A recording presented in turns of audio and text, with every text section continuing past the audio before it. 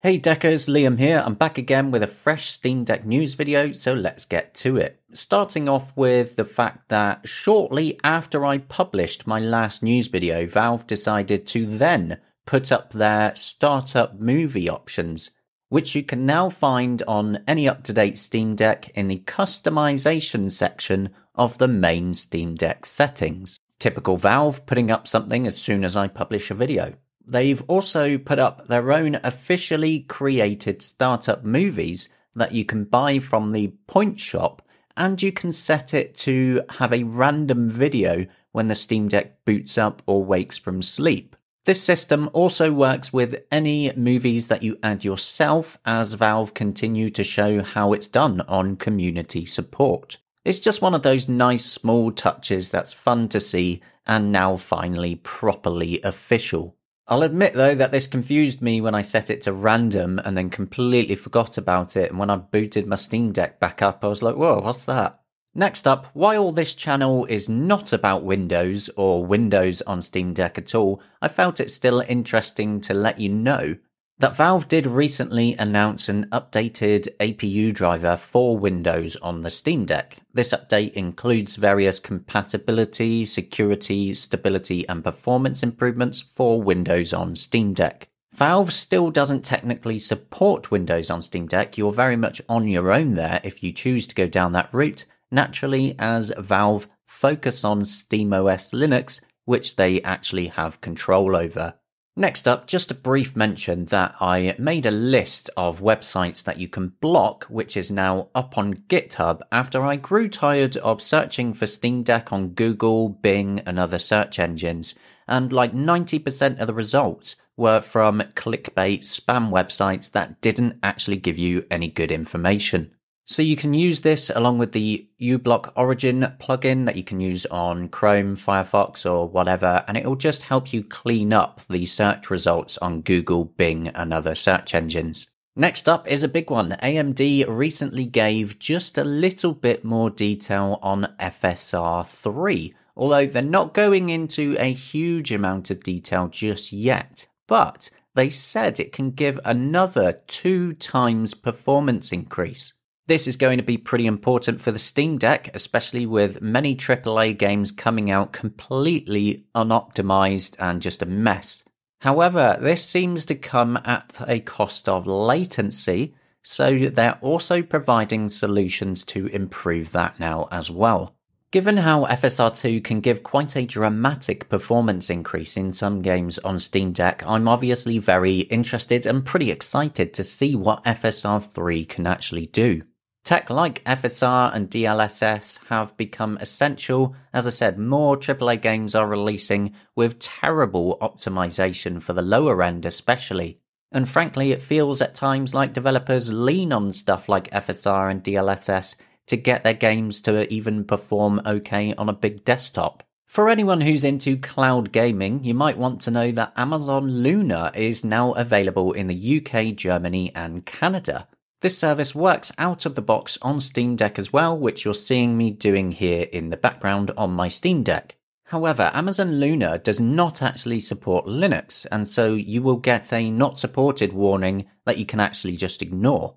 It also doesn't recognize the Steam Deck gamepad, but it actually works just fine. The only thing you'll need to do in Steam Input is set up a gamepad home button so that you can actually access the in-game Luna menu. Apart from that, it really works nicely, and if you have Amazon Prime, each month you do get a couple of free games to play through.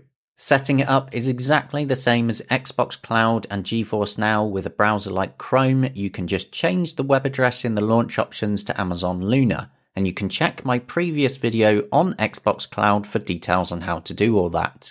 Since my last video, Proton Experimental had a very small update that had 2 fixes. They fixed up graphical issues in Call of Duty Black Ops 3 while playing videos, and a weird indie game called Poo Shooter Toilet Invaders also started to a black screen, so they fixed that as well. Now, it's quite funny to see such tiny, weird indie games getting fixed like this, but the important point is that bugs that affect even tiny games can affect much bigger games as well. There was also GE Proton, the community-built version of Proton that you can use, had multiple updates lately as well. Versions 7-52 and later 7-53 to fix up Star Citizen. There's also a Diablo 4 proper fix from the upstream, the main Proton project. There's fixes for Halo Infinite, for Outlaws, Underdog Detective, and it's updated various bits behind the scenes. And for setting up GE Proton, I do have a video on the channel for that as well. So, how about some actual gaming news now? Starting with The Pale Beyond. It's an interesting narrative survival game, and it looks really great, but what I'm going to do is give you a fun data point about this, because they actually sold 10% of their copies on Steam Deck to the surprise of the developer. The developer mentioned this directly in a recent news video on their own YouTube channel. Here's a quick clip.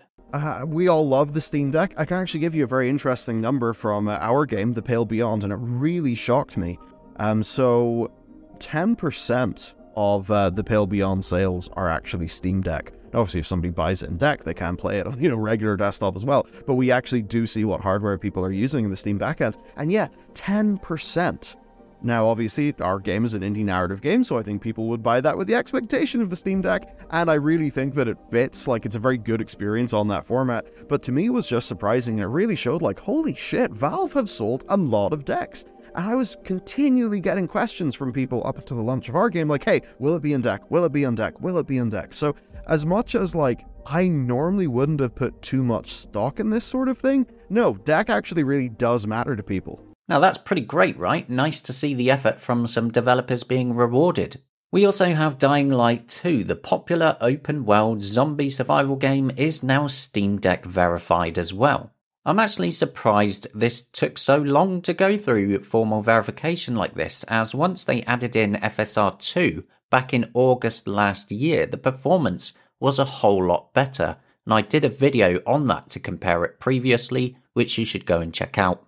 One for space sci-fi fans here, as X4 Foundations has also been Steam Deck verified. However, the interesting thing here is this was actually done on an upcoming release that's currently in open beta that you can try out, and it has absolutely loads of improvements. And I do have a question for you on that, because it's a little bit weird to have a Steam Deck verification showing up on a store page for a version of a game that isn't technically released. What do you think about that? Make sure you let me know in the comments. Next up, if you love retro kart racing, anything like Mario Kart, you're going to want to look at Super Indy Karts. It's on Steam, and the developer recently launched an update that brings with it full Steam Deck support. This includes resolution adjustments, Steam Deck controller icons, and various other fixes.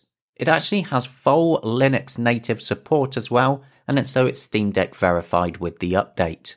No doubt you will have also heard the news that Valve revealed Counter-Strike 2, which is basically a massive upgrade for CSGO, along with a limited test going on for a select few that more will get access to over time. Currently though, it's only supported on Windows, Linux, and so Steam Deck support will likely only arrive officially close to or at the final release in the summer. When I hear anything more on proper support, obviously I'll let you know, but it's really exciting because the changes honestly look awesome. Those new smoke grenades look like a hell of a lot of fun. And finally, the news for today is that the Dolphin Emulator, which is used for Nintendo GameCube and the Wii, is officially getting a Steam release, which should make it an even better experience for Steam Deck emulation fans. The developers are working on special Steam features too, and they've even confirmed on Twitter that it will support cloud saves. And I have to admit, this is quite exciting, don't you think? It's also kind of funny that on their Steam page, they're making great effort not to mention Nintendo directly because, as we all know, Nintendo really hate emulation. But that is it for this news video. As always, there's plenty more to come. Please do like, subscribe, and comment telling me what you think, and I'll see you later.